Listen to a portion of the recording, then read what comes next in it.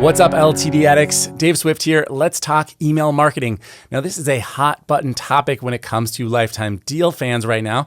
No pun intended, because the Lifetime Deal fan group is about to launch their MooSend deal, which is the second time they've brought back MooSend. If you're not familiar with it, that is a MailChimp competitor. Now, of course, there was also another elephant in the room, well, another fox in the room. SendFox over on AppSumo has been running for about a month and a half now, and I've got a full review of that already. So people are wondering, which of these two platforms should I get? You know, I need an email marketing tool. I like lifetime deals. Which one should I get? Well, in general, I would say you don't really want a lifetime deal for an email marketing tool. And that is the same reason you don't want a lifetime deal for a hosting plan. There are reoccurring costs involved with sending emails. So it tends to be that anytime a reoccurring cost type of LTD comes about, there's either a upsell down the road or the company can't keep up.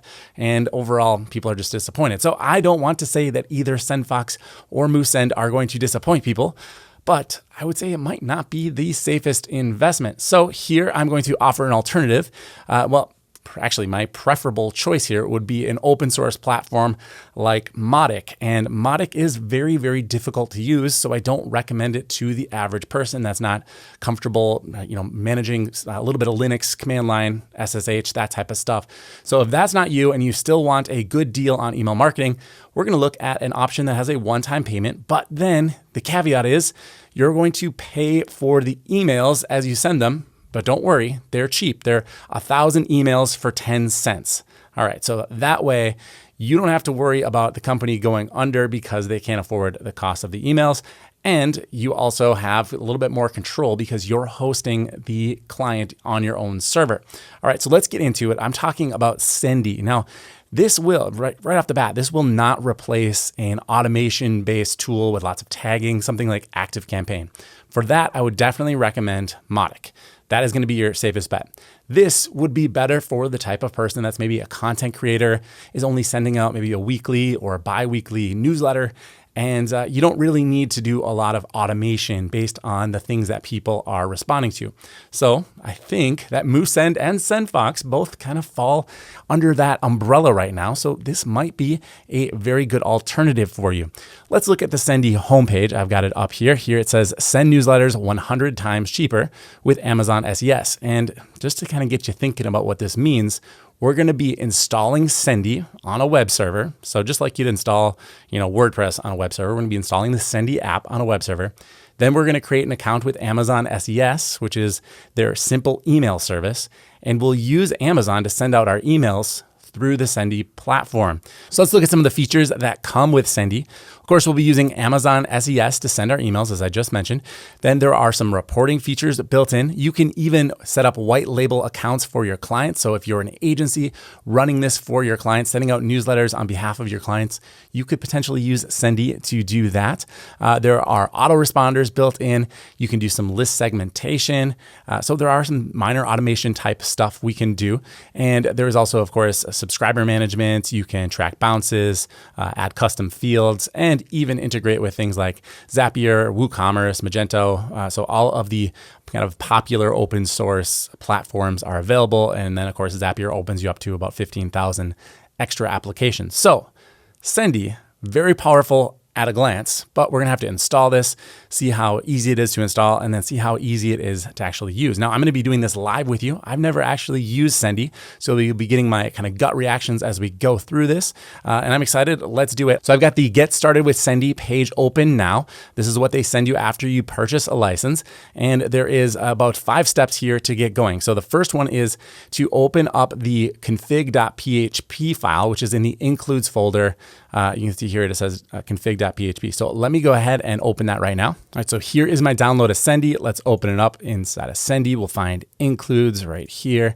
And then here is that config.php. You're just going to open this up with a text editor. I'm going to use text edit on the Mac, but you can use whatever you like. If you have a preferred text editor of choice, it doesn't really matter. And then the directions here say, once we've opened it up, set the app path. That is the URL where you're going to be installing Sendy. Now, a little bit of confusion. It says the URL where you've uploaded Sendy, although step 2 is to actually upload Sendy. So we'll just kind of take that with a grain of salt. And right here, it says app path. And I'm going to go ahead and set this up to be the URL that I am going to use, which is send.clientamp.com. Actually, we'll make this HTTPS as well. All right, then we are going to need to enter in some MySQL credentials. Now, here is where it gets a little bit technical, right? If you're using MailChimp or SendFox or things like that, you don't need to deal at all with things like MySQL credentials. So this does not have to be hard. Now, I will recommend that for most people, you're going to be happier in the long term if you get a dedicated VPS for just about everything you do. So if you're going to start a new website, it's kind of best to just have it on its own VPS. Yes, you could probably get away with adding this to your shared hosting plan if you already have something on SiteGround or InMotion or something like that. But I always like to use dedicated apps. So I've actually gone ahead already and created a VPS over on Cloudways. Let me get that open. All right, so here I am inside of Cloudways, and I just went ahead and created a new application that uses PHP. So not a WordPress installation, they just call it a custom PSP installation over on Cloudways. And then once you open that up, it'll actually give you the database name and username that you need to complete your Sendy setup. Now, if you are doing this on a shared hosting platform, don't worry because Sendy has some directions here. In fact, they even have an easy to follow video tutorial, they say, or a step-by-step guide on cPanel. But because we're not using cPanel, I'm not going to cover that in this video. And like I said, I highly recommend, let me just elaborate a little bit why I recommend using a VPS. You don't necessarily have to use Cloudways, although I think it's really straightforward and easy to use.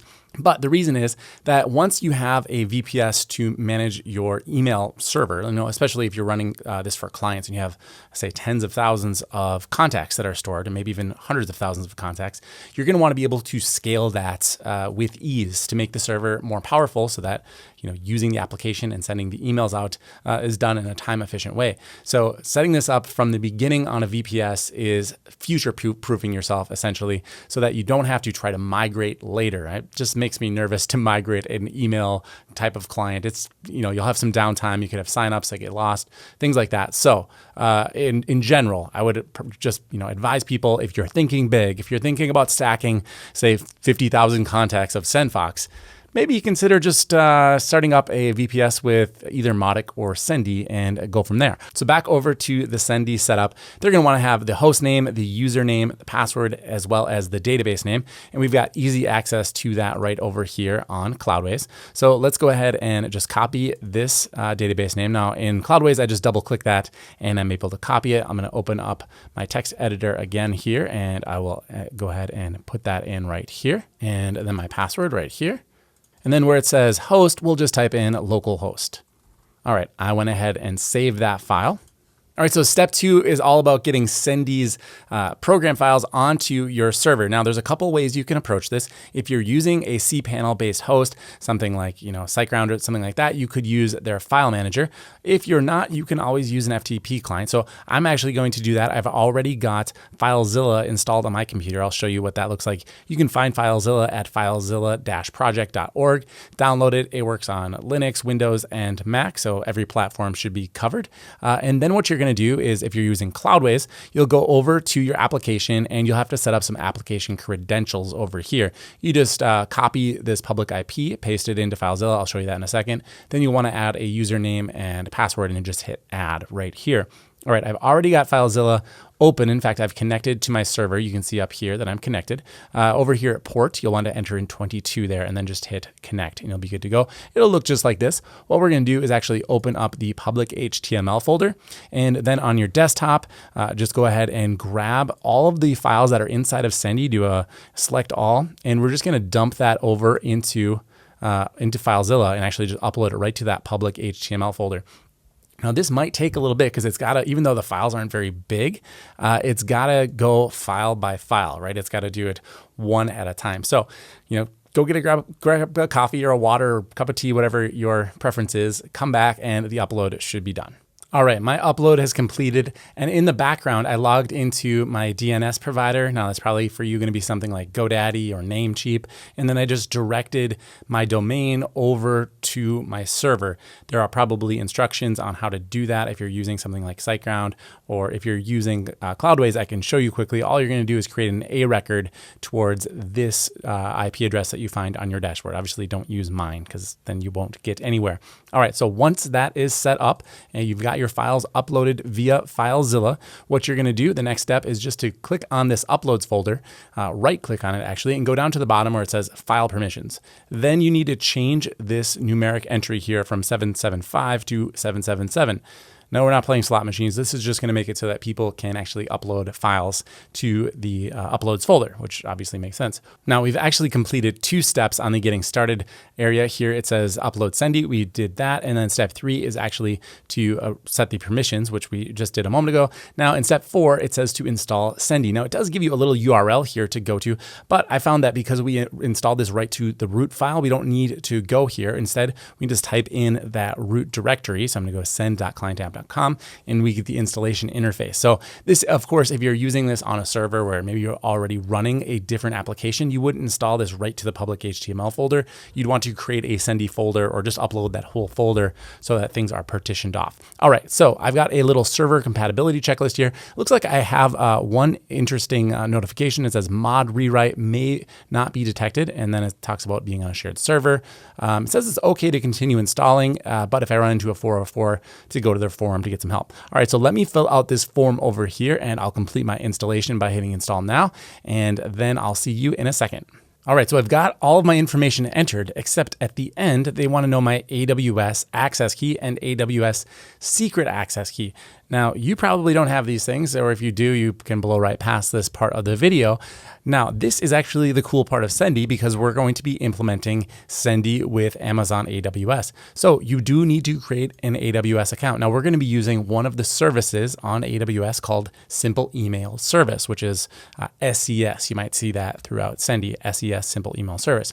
So go ahead and just open up an account. You can go to Amazon, to aws.amazon.com and go ahead and open an account. It's free to do so. There's no reason to worry about getting set up. They actually have a quite generous free tier. I think your first 100,000 emails or so are on the house. So don't quote me on that, but it is pretty generous. So you won't expect to see any charges for some time.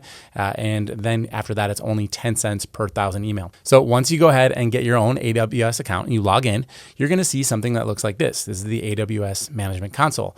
Now, under Find Services, you're just going to type in SES, and you'll see it right here. It's the second on the list, which is kind of suspect to me. I don't know why they don't put that first, but there we go. We pull it open. Now we have 3 tasks to do. We're going to have to validate our domain. Fairly simple. You'll click on domains, hit a new domain up here at the top, type in your Sendy domain. I'll go ahead and enter this. And it can also generate some DKIM settings, which I do recommend doing.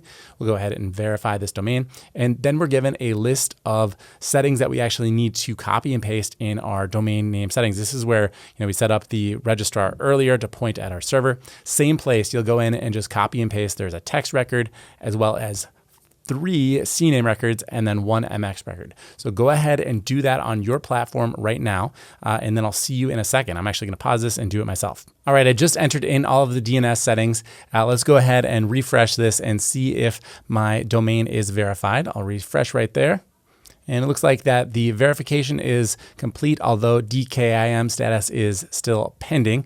Now, I did enter everything in correctly. I'm fairly certain of that. Sometimes it just takes a little bit longer for the domain to verify. Excuse me, it takes a little bit longer for the DKIM to verify than it does the domain. I'll actually refresh it here and see if we get it right away. Oh, there we go. So sometimes it just takes a second. So if it doesn't work right away, don't panic. All right, that's all set. Now we need to actually add in the email address that you're going to be sending from. So just click over here where it says email addresses, and then same procedure. You just go ahead and hit new email address. Now here, we don't actually need to validate anything. You'll just enter your email address. They will email you and you confirm it and you'll be good to go. I've actually already got the desired email address verified, so I don't need to complete this, but why don't you go ahead and do that right now? Pause the video. All right, once you've got your email verified, the next step is actually to head back out and we're going to go ahead and look up another service here. What we need is this IAM setting, and this is where we're going to get that secret key and our login credentials essentially right here. So I'm going to type in IAM, and then we need to create a new user here. So to do this, you're going to go ahead and go under users and hit add user.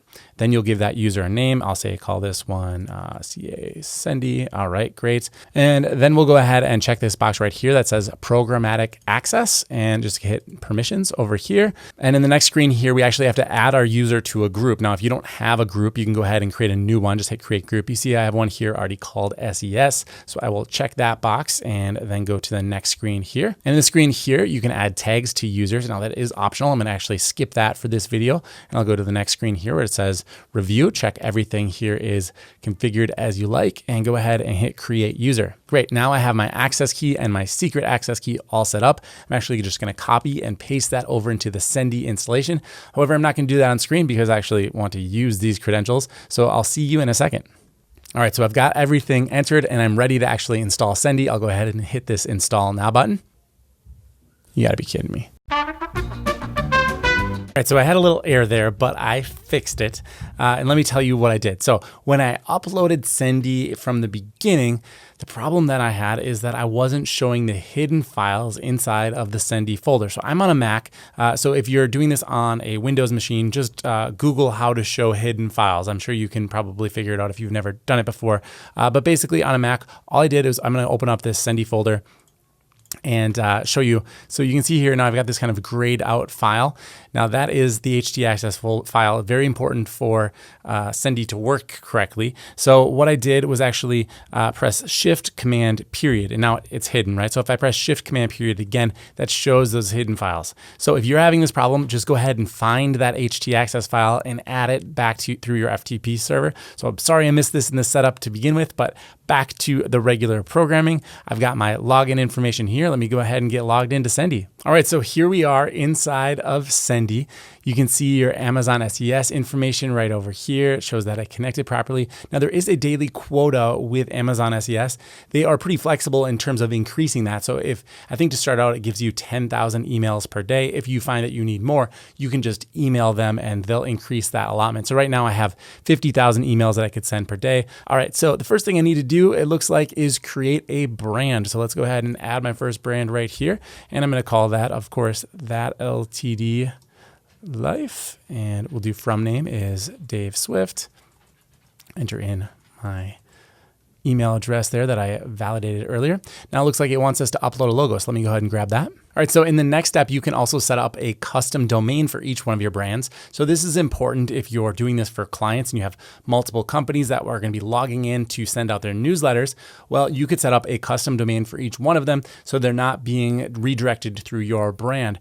Now, that might not be a big deal if they only logged in through your brand, but also the tracking links will have your domain attached to it. So it might be a good practice to go ahead and set up a custom domain for each one of your clients. Now, there is an additional charge for that. And we haven't really talked about how much Sendy costs. So this is probably a good opportunity to do that. Let me go back over to the Sendy homepage, and you can see that Sendy is, we'll get past all their testimonials here, $59 one-time fee. So this is not a reoccurring cost. Now, you do get updates until the next major version comes out. So they say here, I'm not sure exactly what it says, the updates are free until the next major version 5 to version 6, etc. So really, this is how software always was up until, the wave of software as a service companies started coming out. You used to buy a version of, say, to really date myself, say Windows 95, and you could use Windows 95 until Windows 98 came out.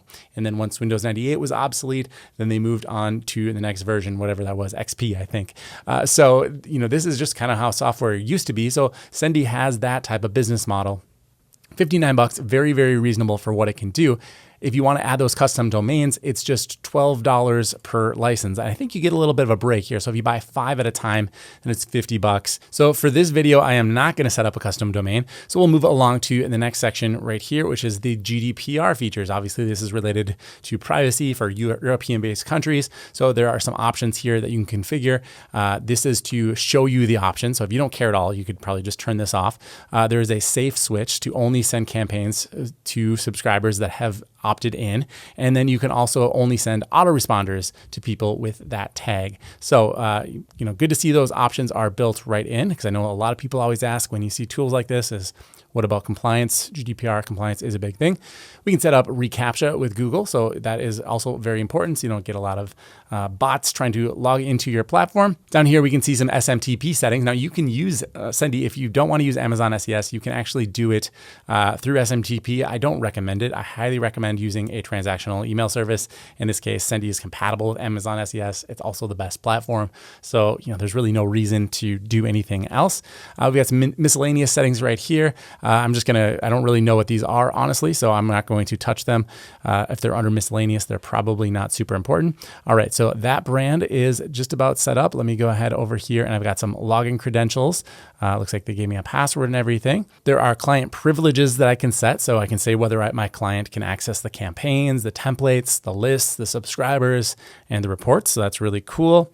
The sent notifications, if I want to send a notification to the login, of course, that's going to be what I set over here. So even though this is my main login for Sendy, if this were a client account, I could have them get notifications as well. My campaign fee settings. Now this is cool. If you want to charge your clients based on how many emails you send, you can absolutely do that. You can do a delivery fee. That would be the overall sending of the email, and then the cost per recipient. Maybe a additional price for delivering it to 10,000 people versus just 5. So very cool that is built right in. And you can actually set this up to pay you via PayPal. So right over here, this is where you'd go ahead and enter in those PayPal credentials. I'll hit settings right here, and you go down to your PayPal account here, and you can enter that in. So that's how you'll get the money. And the sending limits are right here. You can set a limit for your client to not be able to, say, use all of your SES quota in one day if you like. Right now, we're just going to leave it as is and go ahead and hit save. So while we're in the settings screen, let's just go through them. Here you can see all of the information that we entered in setup.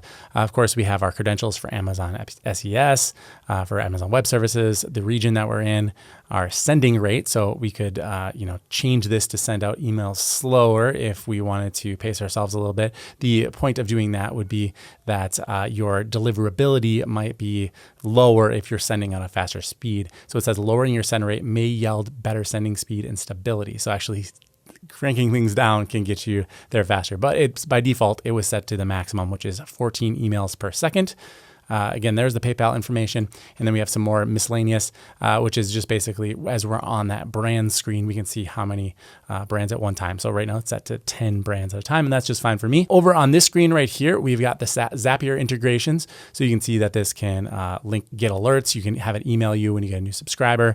You can have it connect to Gmail, some WordPress options. You can have a tweet of a Sendy campaign. So if you publish a newsletter, you can also have it go out to Twitter. We can send emails to create draft campaigns and unsubscribed contacts when they're added to another list. So kind of some automation type of stuff there. It looks like it happens through Zapier, which is interesting. I would like some of those things to happen automatically, like built into the app, not automatically, but I would rather see the ability to move someone between lists, not rely on Zapier, but the fact that it's there at all, that's something that we talked about in the SendFox automations. They hadn't quite built that feature out as of the time that I had recorded the video.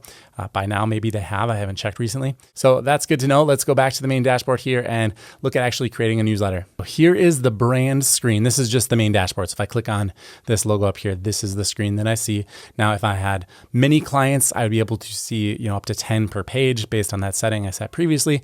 If your clients logged in directly, they wouldn't see any of the other clients. They just log right into your interface or their interface and be able to create newsletters without, kind of being siloed off without seeing any of your other clients. Let's go ahead and open this up, and you can see I have one option here, and that is to create and send a new campaign. So I can also click on new campaign over here. We can see there's some options here for lists. I can go into lists and add a new list. Maybe I'll call this LTD updates. Something that people opt in on my website to get updates for LTDs. You can go over to thatltd.life and get signed up. So in the next page, you're able to import contacts that you already have from another email application. So you can see we import via CSV. Now there is an example of what the CSV file should look like, or if you're doing this in something like Google Sheets, you'd want to have just 2 columns with a name and an email, and then export that as a CSV file.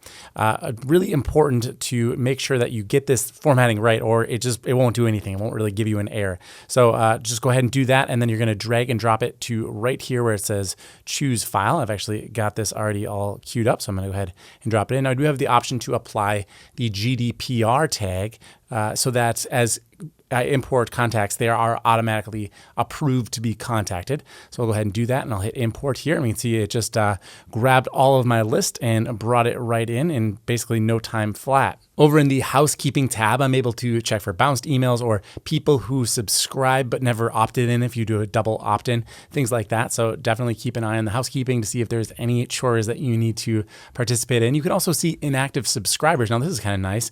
Sometimes you'll have to set up an automation by default to kind of check that out. It's really good to remove inactive subscribers. If people aren't checking your emails or clicking on your links, they're not positively impacting your deliverability. All of that stuff is actually tracked by email clients like Gmail or Yahoo. They're going to check to see if your emails get read or not. And if they don't, they're going to end up being in that promotional bin, or even worse, going to spam. So definitely keep an eye on your inactive subscribers and remove them as they come in. I think would be a great practice. You can, of course, also blacklist subscribers here if you would like to do so. If you're getting some spammers signing up, or just some issues with your list, you could definitely remove people right here. Let's go ahead and check out this template section over here. Now, by default, we don't get any templates with Sendy. However, there are many resources to acquire templates. If we head over, I've got a little link that I can add in the description here. It's basically a link from the Sendy forum with many resources to acquire templates. We have some premium templates over here on Theme Forest. You can see that there is a bunch of different bundles that you can purchase. You can also get this Sendy email builder, which is a drag and drop template editor. In fact, there's several tools down here to be able to do a drag and drop style editor.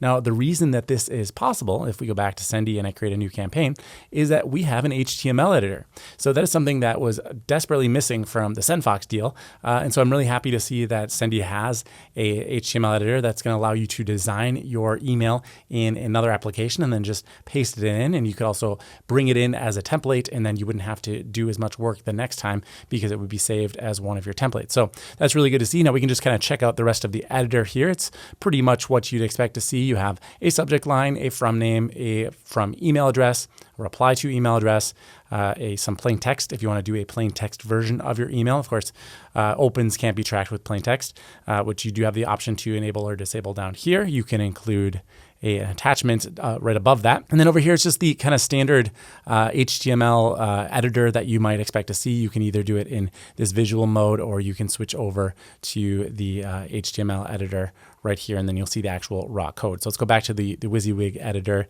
and you can make this full screen, kind of very much like the standard WordPress editor. We've got all of the normal tools that you'd expect to see. Down below here, we do have some personalization tags that you can easily copy and paste in. This is very similar to what SendFox does. I mean, in fact, it's pretty crazy how similar a lot of this really is. So you'd be able to just copy and paste these tags in if you wanted to, say, include someone's name or someone's email address right in the email. That'd be simple to do. Now, I want to create an email with you. Now, as I mentioned at the beginning of this video, I'm learning Sendy as we go. So let's try to find a template and work with that. I'm going to go back over to that resource on the Sendy forum, and I'll click on this second link down. It says Antwort, and I'll click on that. It looks like it's a GitHub link, so I can download some templates from GitHub. Let's see, this one says single column. Now, I generally prefer to not have a lot of formatting. I like text to be pretty much the bulk of the emails that we send for marketing purposes. I think they tend to do better. So let's go ahead and see if we can download one of these templates. All right, so here is the code. I bet I can just copy this code and paste it right into the editor. And then from the description, it looks like this is a 120 DPI fixed header, and it says add disable date linking for iOS 7. So let's see what this looks like. It could look terrible. It could look amazing. So we'll find out. I'll paste that in back to the WYSIWYG editor. There we go. We kind of have a standard single column email, like a type of notification you might get that actually looks fairly good. And now that I'm in the WYSIWYG editor, I can go ahead and type in anything I want. So, that LTD life. I can change the font. Let's go ahead and see what we've got for fonts here. Now, not a lot of fonts. I'll have to see if it's possible to upload your own. Let's see, I'll just change this to Arial and let's change the color. There we go, I made it black. So you can see that this is fairly simple to maneuver and edit. I could put in my copy here. I could drag and drop images by just entering a URL right there. I could probably also upload, sure enough, yep, right there. We can upload it to the server and then I'd be able to link it. So you can either grab one that's already on your website or you can upload. So overall, the editor looks fairly standard. We definitely have to send an email and see what it looks like as we receive it, but it looks fairly good. All right, I'm gonna go ahead and move to the next section. I just edited the headline here to say this is a test. Let's go save and next. All right, so on the next page, it gives me a preview of the newsletter over here on the right. And then I can also send a test email right here on the left-hand column. So let's go ahead and send this out and see what it looks like. All right, it says the test email has been sent. There we go. There's my email. Looks pretty good. Doesn't, say Sendy or anything anywhere. It's not crazy branded or have any, animal logos anywhere, and we didn't have to pay anything extra to get that removed. So looking pretty good. Now we've come a long way to get to the point where we're actually sending this email. So, you have to think about this, whether you're willing to suffer through the installation process. And then once you get that configured, you kind of have a powerhouse of an email tool to be able to send out newsletters. Again, it's kind of limited to that point of view. You're not gonna be doing a lot of crazy automations, tracking actions on websites and things like that through Sendy. Now, I should note down here, it's telling me that I need to set up a cron. Again, this is more of this, I'm managing the platform myself. I need to handle these tasks. So setting up a cron is fairly easy to do on most platforms. It tells you exactly what to set up right here. Now, this is telling you to run the cron every minute of every day, of every hour, of every month. So this is another reason why you might want to have a dedicated VPS for your Sendy application. If you're on a shared server, they might actually block you from running a cron this often. Now, if you're not familiar with what a cron is, it's just it's running an action. So in this case, we need a cron set up to be able to send out the emails. Essentially, sending an email could take a long time, right? We're sending 14 per second was our maximum. So if we have a list of 10,000 people, you can see that's going to take a little bit of time. It's not going to go out all in one push. So the cron keeps the job going.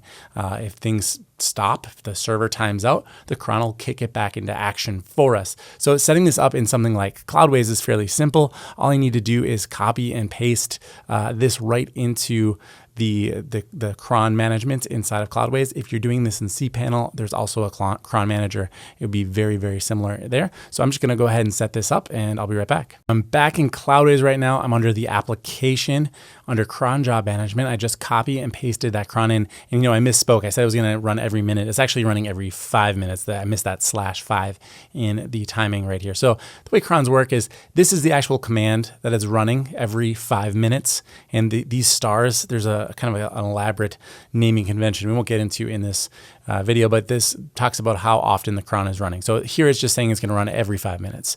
That's all you really need to know. I'll go ahead and hit save changes here. You can see that the cron has successfully been updated. By the way, I'm over in the advanced tab. Now, if you're in cPanel, it'll look something like this. You'll just be entering in the cron, just copying and pasting it over. Actually, quite nice that Sendy is able to give you the very specific, the path and everything. It's nice that they generate that for you. Makes things a little bit easier. All right, great. So we've got the cron set up. Now, I do have to wait about 5 minutes and then I can reload this page to make sure that the cron is set up correctly. So I'm going to go ahead and pause the video and I'll see you in the magic of video just a moment, but it'll be 5 minutes my time. All right, I'm back. You can see the cron message has gone away. Now, the next thing I would do is choose what list I want to send my message to. Obviously, I'm not going to actually send this message, but I would click right here and then I could go ahead and send out that newsletter. Now, there's no scheduling, so this newsletter couldn't be scheduled in advance, it appears. That's a little bit disappointing. Oh, I take that back right down here. Schedule this campaign.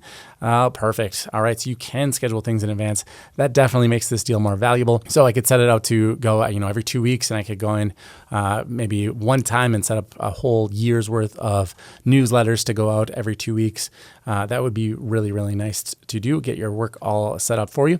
All right, great. So that campaign is basically ready to go. So back over in the all campaign section, I want to point out that there is a duplicate and delete button. So I'm obviously not going to be keeping this particular campaign around, but if you were sending out a regular newsletter, you wouldn't have to go through the process that I just went through every time. You could simply duplicate it, update the content to be appropriate to that week's campaign or that week's newsletter, and you'd be ready to go. So really handy little button right here. But for now, I'm going to go ahead and delete this. So we just got a few more things I want to cover in this video. First of all is how do you create autoresponders, which is a really important part of any email application. And then the second part would be how do we get people on this list? I mean, do we just have to import people through CSV? Obviously, that's not going to be very practical. So we'll be looking at that in a second. So let's start off with those autoresponders. Now, to actually create an autoresponder, we're going to go over here where it says view all lists, and then we'll click on the list that we want. And from this screen, there is an autoresponder option right over here. It's kind of hidden, like they really snuck that in there. So let's grab this. Oh, it looks like I have to actually add a cron to do the autoresponder. So why don't I copy and paste this in since I still have the cron field open right now. All right, I got that cron job added. It does say I have to wait 1 minute for Sendy to check that the cron job is functioning correctly, and then I'll be able to use the autoresponder. It says this modal window won't appear any longer. So let's go ahead and refresh the page, and I'll go ahead and hit autoresponders, and sure enough, there we go. We can create a drip campaign.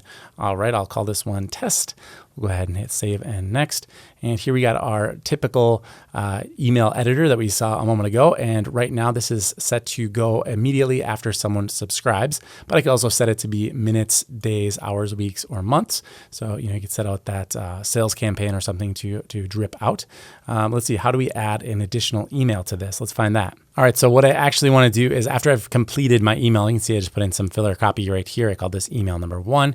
I actually want to click on this back to autoresponder email, and then I can go ahead and add a second email from right here. And that did take me a second to kind of notice where that button was. So it'd be nice if maybe they called attention here. These buttons kind of had my eye. So I'll save and exit. None of those things sound like make a new email, but I went back to the list here, and then you could add as many emails as you like. So this one might come immediately, and then I could create a new email that comes, say, a day later or something like that. Say, send the email 1 day later.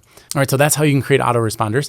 Now, there is not a great way to track the interactions from the autoresponders, but if you're just trying to send out that drip sequence, you could probably tie in a Zapier integration so that, say, if you're trying to sell a product, and this was a sales sequence, you could have them removed from the list through Zapier, but we'll have to check that out. All right, so how do we actually get subscribers onto our list? Well, there are a few ways that we're going to talk about. The most simple way is to just head over to your all list screen. I want to remind you, we're inside of the That LTD Life brand. So I'm looking at all lists for that LTD.life. So right now I've set up a main list, but I could have something like buyers and non-buyers, or subscribers. You could segment users however you see appropriate for your particular company or brand that you're managing. So right here, I'm going to go into my main list. And if I want people to subscribe to this particular list, I'll go over here to where it says subscribe form. Now I've got two options that pop up. One is a ready to use link that I can just literally copy and paste. Let's go ahead and see what this looks like. There we go. This is what the ready to use link looks like. It's got the Sendy kind of trademark look at the top. So there is that. That's a negative. All right. Then we also have an HTML form right here. Now this is really great because many applications that might not natively integrate with Sendy will accept HTML forms. One that comes to mind is Response Suite, which is a survey plugin that's currently on AppSumo.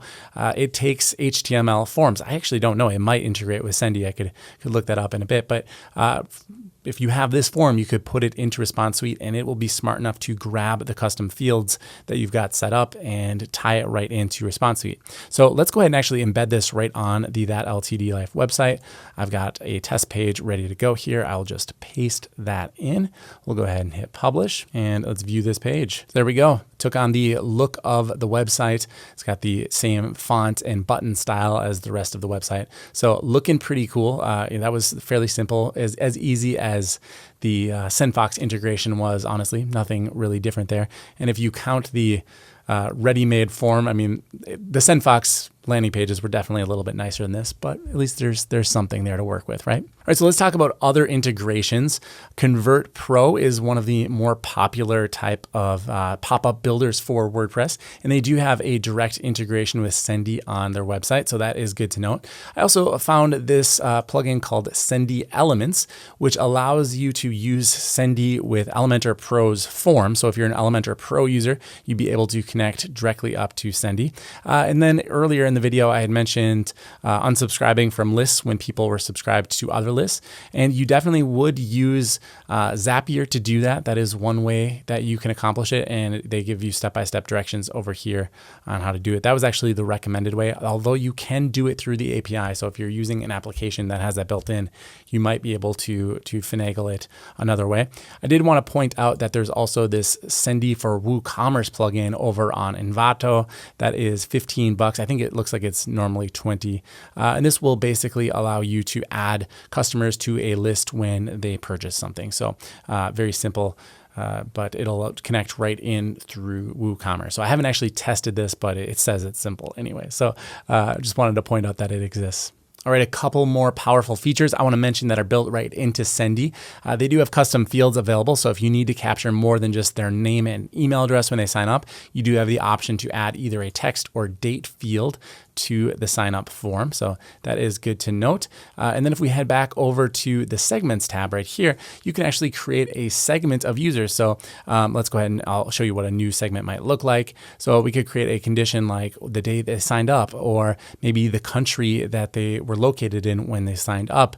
So that way, if maybe you're a musician and you're traveling, you want to message everybody that's in a certain country, hey, I'm going to be here.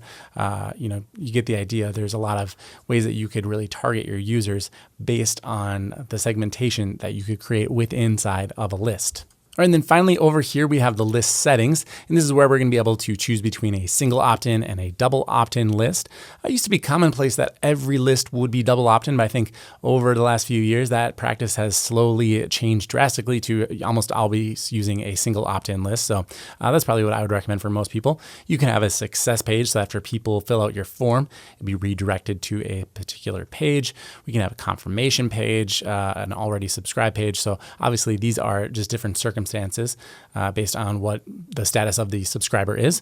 The GDPR consent page can be listed here. So if you have custom pages for all that, you can do that. We can also set up a custom thank you email for thanking someone when they sign up through a subscribe form or the API, it says.